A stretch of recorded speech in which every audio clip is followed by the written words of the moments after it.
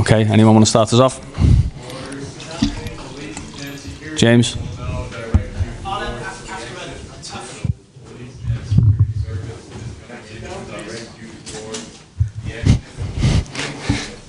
We go? Okay, yeah. Hi, Arne. After a tough few weeks, was that the perfect response tonight? This is sparkling water instead of still water, I think. Maybe, yeah. Although I saw a lot of similarities with the last few weeks, with the last few games we've played. But I also saw some differences. The similarities were that we already created a few chances before we conceded. The first chance we conceded was immediately a goal. In the end, it turned out to be the only chance we conceded today. Why was that? Because we went 3-1 up. So then it's easier to control the game than when you're 1-0 down all the time. And I've said here a few times telling you guys how important set pieces are, how important the balance in set pieces is. And now we were able to score 2, so you go with 3-1 up at halftime because you score 2 pieces. That's 2 set pieces. And that is a big difference than if you don't score them and you go at halftime 1-1 with still the same amount of chances, but people would judge us definitely different when you don't score them. And the biggest exception for me was, today compared to the other games we've played, was the playing style of our opponent. So we got also some energy out of the moments we could press them, which in the last 4 or 5 games we played, we were not able to press the opponent because, the ball wasn't on the ground, was through the air. Sam? It was in the air, not through the air, in the air. Yeah. Arne, you made some big decisions in your selection, so leaving out Salah is always going to be something that people take note of. And also the performance of Ekitike, he looked superb tonight. Yeah, the first goal he scored was special. You can see his pace in a moment like that. These were also moments we were hoping for. Like I said before the game, we were able the last few weeks to create many chances, but unfortunately not always able to score them. And today with Alex and Hugo, I brought 2 players on the pitch who are usually able to score goals. Alex was a few times close, but had to go off at half time, and that's it's not something you ask, but that's the difficult balance we were having with him. So when he came, he hardly had trained, so you bring him step by step forward. And then you feel like, there must be a moment where he can play twice a week. And the first time we try, he did this in Sweden as well, but the first time we try, he has to go off. And that's hope. That is not that bad, but he has to go off because he felt his groin. So many people probably wanted me to play him more. And we had to find the balance. And unfortunately today, that balance didn't work out for us perfectly, but let's hope for the best. Both of them did what I was hoping for, making runs in behind, making sure you're a big threat, and both of them did well. This is John Jackson from Tanzania. I have 2 questions. One is, how do you see Liverpool position on winning the EPL? And the second question is about one of your player, Mo Salah, is in a competition of winning the African CAF awards behind the name like Osimhen and Hakimi. Do you wish him to win the award? Behind of these names like Osimhen, Hakimi, regarding Hakimi had a good season, winning Champions League. Oh yeah, that's definitely true. Yeah. So, how do you see it? Yeah, I completely agree with you that Hakimi had a great season, but I don't think. But people who are in the room know this better than me. Is there ever been a player that scored so many golden assists in the Premier League than Mo did? No, not until last season. So that's probably more than special. But yeah, it's up to other people to decide who should win. But if you want to have my vote, I would vote on Mo Salah. But yeah, Africa has a lot of good players, where Hakimi and Mo are two of them, and Osimhen, like you just said, as well. But I would give it to Mo if I had to vote. How do you see the position of Liverpool winning the EPL this season? That was my second question. Now we are mainly focused on the short term at the moment. By the way, we are always focused on the short term, on the next game, and we know we have the quality and the team that can compete. Although it's not really helpful that with Alisson being out, with Giovanni Leoni being out, I expect Jeremy Frimpong definitely to be out now for a few weeks. Expect, not sure, but expect. And let's wait and see how it is with Alex. And although people like to talk about us thinking that we have 25 to 30 first-team players, when we play 11v11 on the training session, we almost always need 1 or 2 players from the under-21. So that is something I'm aware of. We have a lot of games to be played, but we have a very good team, like our competitors. But we are focused now on winning the next Premier League game, because we've lost the last 3. Ron. Is that still? Good evening, Mr. Slot. Hello. After 10 minutes, you had a long conversation with Dominik Szoboszlai on the sideline. What was the topic, and how did you see his performance today? The topic was that my team and myself watch 3, 4, 5, 6, 7, 8 games of the opponent, and not once they've played like this.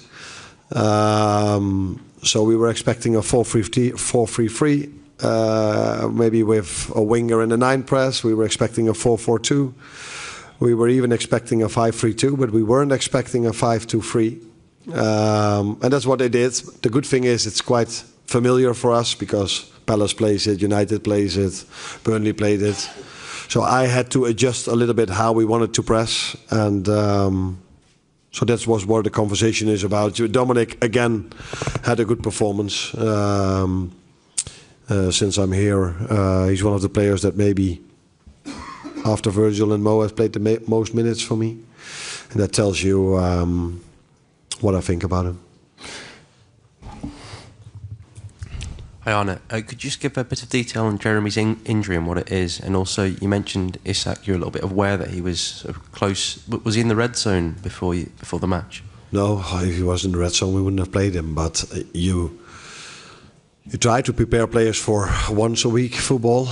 But if you are Liverpool and you play every 3 days, or normally 3 times in 8 days, but we've been quite unfortunate this season that we have to play 3 times in 7 days. Then you try to prepare them for that program, which is not always so easy if you don't have pre-season. So that's what we tried to do, and we thought he was well prepared for that. But the margins in the top are small, and I'm hoping that this doesn't have to be that bad, because if he would be out now for a few weeks, that would throw him back or put him back, the way I don't know how to say it. So let's wait. Jeremy is a hamstring issue, so came back from a hamstring injury a few weeks ago. Played for the national team 1 game, came back to us, and now unfortunately after 10-15 minutes, I don't know, he had to go off. Last one, Mark, please. Hi Arne. Sorry to go over Isak again. So he had a groin injury last month, but has he aggravated the groin injury tonight? Is it a groin again? Sorry, one more time. So Alexander Isak, you said he had a groin problem last month after coming back from international. Last month? So after coming Did I say that? Did he come back from internationals No. in September? So this is a new injury. He's on his groin tonight. Yeah. So he did not come back with an injury. Okay. No, I said that he missed out pre-season and didn't train for a long time with the team. So he came at the 1st of September. So we had to bring him towards once a week, and now we try to bring him to twice a week, which he did for the national team. But he was perfectly fit when he came back from the national team, and he was perfectly fit before the United game. And we were expecting him to be ready to play again today, which he did, but he felt his groin indeed a little bit. Yeah. So obviously he's missed pre-season. Is it possible for a player to catch up? If you've missed the whole pre-season, how long will it take? Could it take weeks, months to get him fully fit to where he needs to be?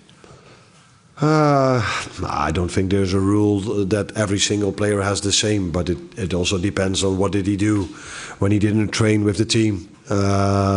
What is the impact if you go to a new club as a big signing, so you cannot compare maybe a player that hasn't trained or played in pre-season at a smaller club than if you go to Liverpool. So there are many factors that you have to take into account, and there's not one thing if it's possible or not. I think we did exactly what was needed. We were really careful of him. Swedish national team in the first time as well, and they played him twice last time, which he could do. So not criticizing at all the Swedish national team, because we actually told them that he's ready to play twice. So it's a thin balance if you missed out on pre-season, and some march through it, and some unfortunately get injured again. Cheers. Thanks, guys.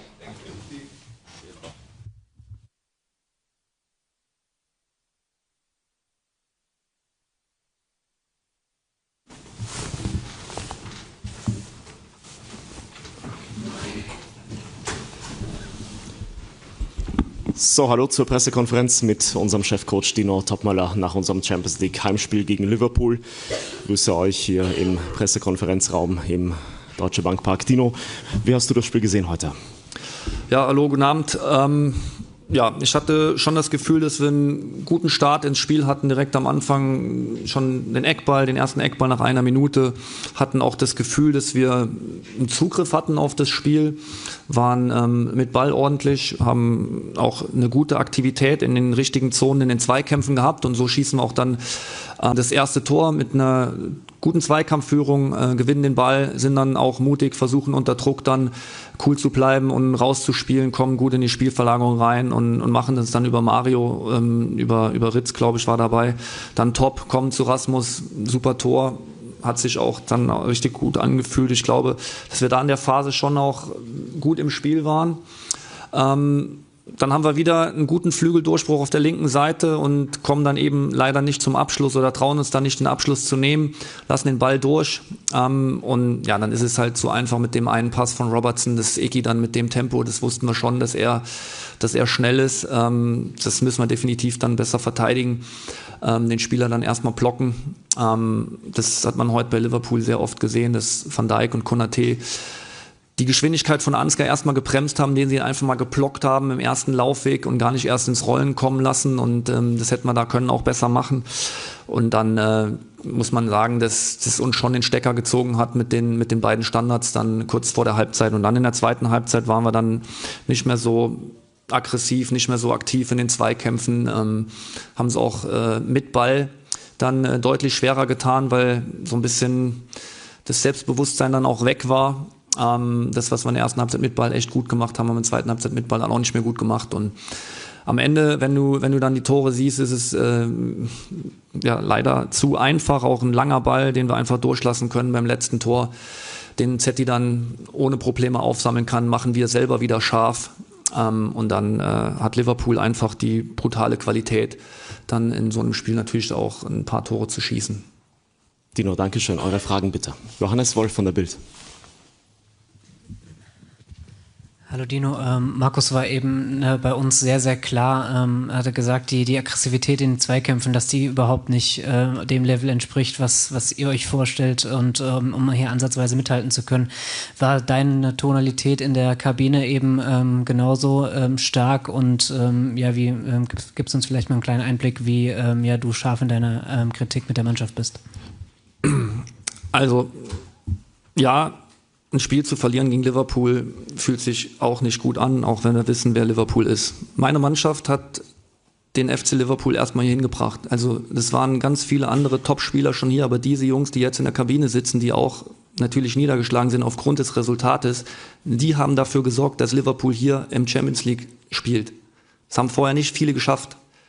Und das ist einfach auch mal wichtig, dass ich das auch mal sage. Bei aller Schärfe, bei aller Kritik sollten wir schon wissen, gegen wen wir gespielt haben. Und es gibt immer Dinge, und es ärgert uns natürlich, dass es total frustrierend ist, weil es einfach in der ersten Halbzeit sich eben nicht so angefühlt hat. Da hatten wir eine gute Aggressivität, wir haben Zweikämpfe geführt, wir haben Zweikämpfe gewonnen, liegen aber trotzdem dann, und zu Zweikämpfen gehört dann auch, und das ist definitiv dann auch ein Thema, Standardsituationen musst du eben auch genauso griffig verteidigen. Und das war halt dann einfach der Knackpunkt. Und dann in der zweiten Halbzeit, dann ist es eben normal, dass das auch was mit einer jungen Mannschaft dann auch macht.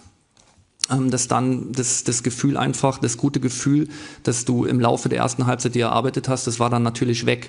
Und von daher gilt es jetzt einfach, dieses Gefühl des Sieges einfach uns wieder zu erarbeiten. Wir wollen am Samstag natürlich unbedingt das Spiel hier zu Hause gewinnen. Wir waren jetzt in den letzten Wochen tatsächlich zu oft dann auch nach dem Spiel enttäuscht, selbst nach einem Sieg gegen Gladbach, der sich dann am Ende hinten raus auch nicht mehr so richtig wie ein Sieg dann angefühlt hat, weil du hinten raus die Tore bekommst. Und es geht einfach darum, das Gefühl des Sieges wieder zu bekommen, und dafür müssen wir am Samstag Gas geben. Christopher Michel von Absolut Fußball. Danke, Bartosz, hallo Dino, aber trotzdem nochmal zum Thema Standardsituation. Also wie war da die Zuteilung? Weil das wirkte schon irgendwie komisch, dass Ansgar Knauf probieren sollte, Virgil van Dijk wegzublocken, und ich glaube dann auch Konaté. Und zweitens stehen halt trotz allem natürlich auch starke Gegner, bei 29 Gegentore ganz einfach jetzt nach den 10 Pflichtspielen. Definitiv, ja. Das kann dir auch nicht gefallen. Also natürlich gefällt mir das nicht. An welchen Stellschrauben kannst du drehen, dass vielleicht nicht gleich die Null steht, aber vielleicht mal ein Gegentor nur kommt? Ja, das werden wir versuchen. Ja, ich glaube, bei der Zuordnungsfrage zu bleiben, wir versuchen schon dann auch die großen kopfballstarken Spieler erstmal wegzublocken, wegzuhalten, dass sie nicht dieses brutale Tempo aufnehmen können. Und haben dann natürlich unsere Kopfballspieler mit Robin und Aurel in der Zone, die dann auch den Ball aktiv attackieren sollen. Und das hat definitiv in den beiden Situationen nicht so funktioniert, wie wir uns das eben vorgestellt haben. Und das müssen wir einfach verbessern. Wir müssen schärfer sein im Blocken. Wir müssen den Ball besser attackieren. Zetti konnte nicht raus, er wurde geblockt selber. Deswegen da auch kein Vorwurf an ihn, auch wenn der Ball, glaube ich, von Van Dijk 3 Meter vor der Linie reingeköpft wird. Aber sie haben Zetti gut weggeblockt. Von daher ist es dann schon die Aufgabe von unserer Kette, den Ball wegzuköpfen, plus die Blocker definitiv eine andere Aggressivität an den Tag zu legen. Gibt es noch weitere Fragen heute? Scheint nicht der Fall zu sein. Danke euch, danke dir, Dino. Euch eine gute Nacht. Dankeschön.